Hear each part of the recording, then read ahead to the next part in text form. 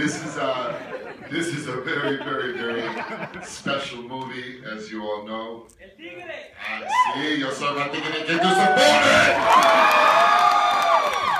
This is a very special movie, as you all know, and we made this movie with our hearts.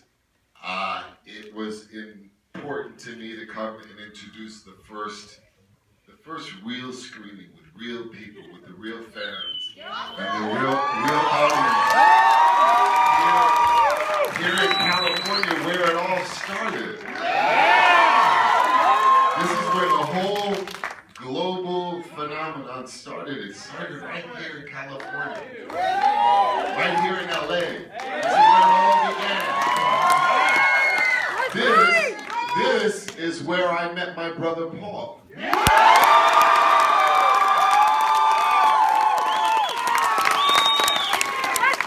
I'm going to let you see this movie. I just came from the hospital, as you can see. And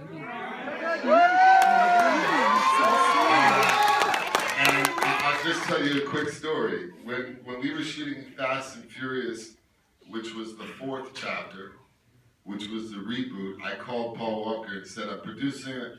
Will you come back? And he said, don't say another word. I'm going to meet you there on set. And while we were shooting that, did anyone see Fast and Furious, the 4th one? Do you remember that scene where Dom and Brian are fighting because Dom sees the number on Brian's phone that says, you didn't tell me about Letty, and he comes out and he's angry? Yeah. And they're fighting? Powerbombed his ass! Well, that day, something else was happening personal in my life. My daughter was being born. The Alpha angel was being born, and that angel there was the one who told me to go to the hospital.